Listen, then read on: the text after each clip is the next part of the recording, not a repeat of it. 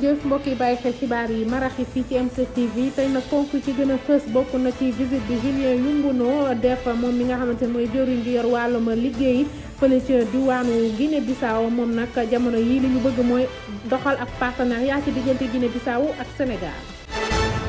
ci leneen la ñuy waxaat di communiqué bi nga xamante ni fësal nañ ko di wax li ñuy toppee taskatu xibaar bi di Pape Alé Niang dinañ ko gën a yaatal ci suñuy xibaar.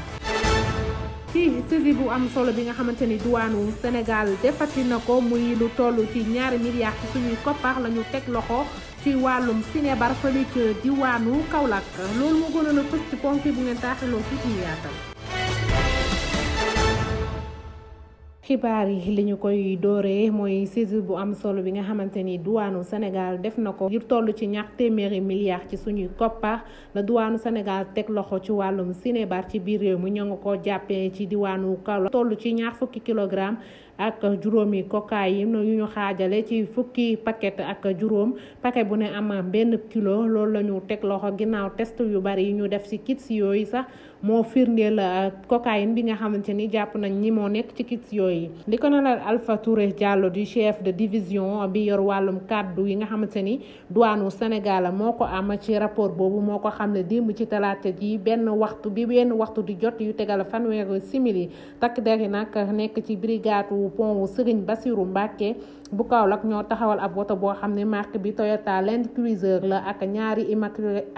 immatriculation yu bokkul malienne ak guinéenne bi ginnaaw fuy bi nga xamante ni def nañ ko ci lañu seetloo ni ci la douane gis ni dafa am ay coppite ci banquette bi ba waral sax ñu daal di def boobee saisie ci 2 weer yi ñu génn nag teg nañu loxo ci lu toll 300 kilogramme cocaïne fële ca diwaanu Kidira.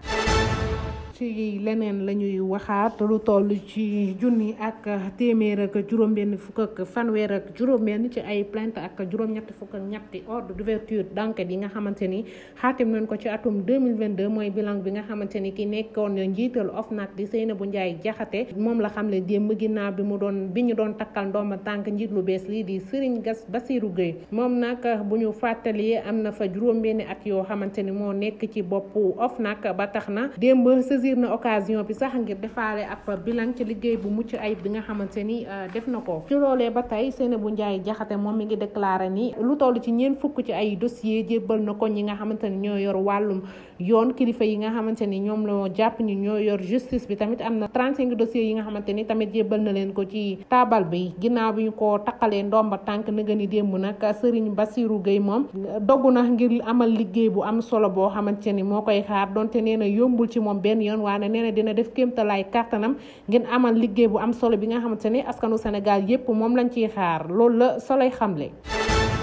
ci mbiri Pape Alé Niang la ñuy wax tas xibaar bu dul dëgg dellu nag di ko dëggal ci yenn réseau yi moom la ñuy toppe taskatu xibaar bi di Pape Alé Niang ba teg ko loxo daar barki démb ca këram ci article 127 la ñu tënkoo ngir mën a amal loolee te yoon may leen ko Rokhaya Pouye andi na ci ay leeral ci communiqué boobee. Pape Alé Niang gannaaw bu ñu ko bàyyim ndëgërniku fukki fan ak ñeent ci weeru décembre bi ñu génn delloowaat nañu ko ca kaso ba altine bi ci ab communiqué bi ñu fësal ci talaata gi ministre public di nandal li waral ñu jàppat kii di patron bu Dakar Matin boobule ci biir communiqué bi ñuy xamal lii article 127 bu code de procédure ak contrôle judiciaire ëmb moom patron bu Dakar Matin ñu koy toppee ñàkk sàmmonteeg tëralin yu ñu xaatimoon ba ñu koy bàyyi bokk na ci participer ci ab live YouTube waaye itam di xas ak a ŋaañ enquêteurs yi lii di wane ni Pape Alé mosul sàmmonteeg tëralinu article 127 bu code de procédure pénale moom Pape Alé laata muy dellu ca prison mi ngi partagé ab post ci biir muy joxoñ baaraamu tuuma nguuru président Macky Sall ci jàpp yi ñu koy jàpp ci biir bindam moom journaliste bile mi ngi mel ni kuy tàggatoo ndax mi ngi xamle ni njabootam mi ngi koy denk yàlla ci mbiri Sen TV la ñuy wax direction générale bi yor wàllum impôt et domaine te des médias jàpp ni li ñu àndul ak nguur moo tax ñu leen di teg ay jafe-jafe mel na ni kuy génne des médias ci coono yi nga xamante ni ñoo ngi koy daj fan yi yëpp fanweeri fan lañ leen may ngir ñu mën a déposer kayit yi ñu leen di laaj ngir mën a def amal ab contrôle fiscal bi nga xamante ni moom la impôt des domaines di def ngir ab liggéeyam mën a ant looloo tax sax ñu ubbi seeni compte jamono bi ñu toll nii boobu diir nag njit lii di Bougane Gueye Dany ci kanamam lañu ko xaatimee ci ndaje mi mu amaloon ak njiital impôt et domaine bii di Bassirou Samba Niass bu ñu sàmmantewul ak seeni kàddu wala ñu joxe kayit yooyu nga xamante ne moom lañ leen di laaj amaana daañu delloo buum ca mboy goy wala sax ñu tëjaat seeni compte.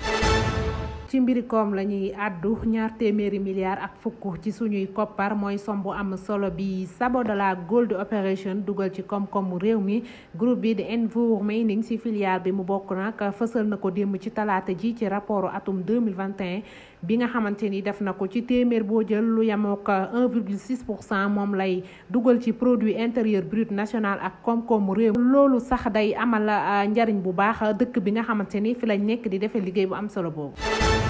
Julien Yombuna di ministre bi ñu jox wàllum xëy mi fële ca Guinée Bissau teewoon na tey jii ci Sénégal ginnaaw dugalante bi am ci diggante dëkk Afrique yi moo waral sax mu bëgg a taxawal ab partenariat ci diggante Sénégal ak Guinée Bissau dëkkub Amilcar Cabral bi nag ñu ngi xool bu baax ci Haut Conseil national bu dialogue social. Innocence Ntap Ndiaye nag moo leen dalaloon Basile Moné ak Alioune Badara Ndiaye teewoon nañ boo même ndaje. bànqaas bi nekk au conseil du dialogue social tey dañoo amoon ab gan googee nekk ministre du travail et de la fonction publique nekk fële sa Guinée monsieur Julien Yombuna moom nag ginnaaw bu mu amalee ab waxtaan nag ak waa au conseil du dialogue social kontaan na loolee ginnaaw ba ñii di waa au conseil du dialogue social waxee ko si yan anam la ñuy liggéeyee. Objectif a été atteint parce que. mën naa ne lu ñu taxoon jóg matal nañ ko. ginnaaw bu ñëwee xool ñi nga xam ne mooy waa au conseil du dialogue social la ñoom na la ñuy liggéeyee ginnaaw ñu suñu dëkk bu ñu jéemee teg benn boobee sax ñu ngi ko tuddee conseil national du dialogue social la waaye loolee nag di xam ne nag liggéey waxtaan gi mat na te ñoom bu expliqué nañu bu baax ñoom yan anam la ñuy liggéeyee. Le répondant de cette structure en Guinée, à savoir en Guinée, c'est le CNDS, le Conseil national du dialogue social. ñii di waa Conseil national du dialogue social la nekk fële sa Guinée ginnaaw ba ñu amalee waxtaan ak ñii nga xam ne mooy au Conseil du dialogue social nag waxtaan googee nemmeeku na ci ay poñ yoo xam ne ñaari dëkk yi dañ ko ñuroo waale lu bare bare. dañu waxtaan ci contenu ci mission bi composition institution bi ndax ñoom deful sax weer bi ñu amee institution bu mel nii. te ñoom xam ngeen ni dañoo nekk ci benn transition politique mais ñu def institution bi CNDS mu am aussi kilifa boo xam ne tàbb nañ ko fa ñu ñëw nag pour xam partage d'expérience boobu comme ñun aussi ñu ngi fi depuis 2015 ñu waxtaan mais yemuñu ci waxtaan dañu partager ay documents comme ça ñuy entre les institutions ñu mën di développer benn synergie bi parce que presque dëkk yëpp ñoo bokk ay problème waxtaan gi ñu amaloon ci diggante conseil national du dialogue social de la Guinée nekk fële sa Guinée Conakry ak ñi nga xam ne mooy au conseil du dialogue social ñoom nag waxtaan googee li ci gënoon fës mooy problème yi nga xam ne waa Guinée Conakry ñoo ngi koy nemee ko problème yi ci mel ni problème mu minier yi waaye waxtaan googee nag ki ko jiite woon mooy présidente au conseil du dialogue social moom mais sax signé ay convention yoo xam ne diggante ñaari dëkk yi pour liggéey bi gën a yem. ci rapport bi Cour des comptes fësal la ñuy wax luy bëgg a jege 20 milliards ci suñuy koppar moom la ñu génne te jotewul ak dara mbas mi ñu ko bëggoon a def li ñuy suñu naataango yi Dakaractu yi xamal mooy Cour des comptes fexe na ba am ay résultats yu mucc ayib ci jàngat yi ñuy def yemoo ak dépense yi ñu wax ni moo am ci plan dëgërlaay koom-koom bi soxal askan wi daa waroo bu baax ak xeex bi ñu dëgmaloon ngir daan mbas mi ubbite gi nga xamante ni yoon mu ngi ciy def liggéeyam ginnaaw bi Cour des comptes fësalee rapport boobu ba léegi dëggal na ko bu baax li ñuy gën a gëstu ci rapport bi Cour des comptes fësal ci atum 2020-2021 di gën a gis ay njuuj njaaj ci koppar gi ñu tegoon ci seen loxo di fonds Covid-19 bi ci loolee nag ñoo ngi ciy tuumaal ministère yu bari comme jëwriñ ji yor wàllum fonction publique ak yeesalaat service public yi jëwriñ ji ñu dëkkuwaay ak itam hygiène publique jëwriñ ji yor yi ñu dénk wàllum jënd ak njaay ci liggéeykaay yu mag yi ba ci yu ndaw yi sax agence nationale de la maison de l'outil jëwriñ ji ñu dénk wàllum microfinance ak koom gi askan wi bokk agence nationale d'insertion ak jëmale wàllu mbay mi kanam agence bi ñuy dénk wàllum moomeelu askan wi di patrimoine ak itam agence bi lawal wàllum xëy ndaw ñi ñoom nag dañoo jàpp ne ñàkk waxtaan gi nga xamante ni moo am seen biir moo waral sax faay yooyu génn ci mbir mi le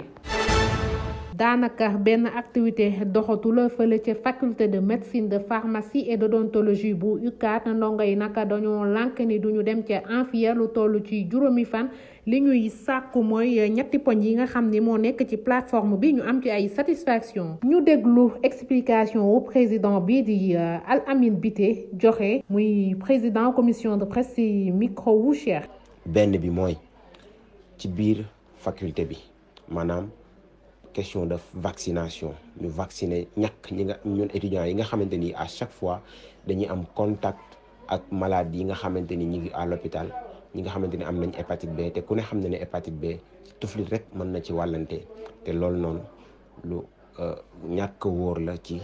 suñu kaaraange. beneen bi mooy ñi nga xamante ni étudiants yi nga xamante ni dañuy def stage clinique 7e année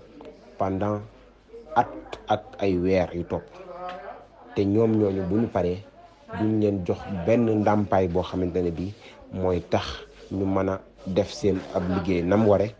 wala ñu nekk nañ wala condition yoo xamante ni yi nekk yu doy waar loolu dañ ne dafay deñ. beneen bi mooy ku ne xam na faculté de médecine ne mooy faculté bi gën a yàgg ci fi nga xamante ni daanaka mooy Afrique de l'Ouest mën nañ ne donc faculté boobu nag lu toll ni faculté de médecine mu am ñaari amphi yu mag kese moo fa nekk maanaam salle yi nga xam ne dañu defee cours boo jëlee lu mat téeméeri étudiant wala juróomi téeméeri étudiant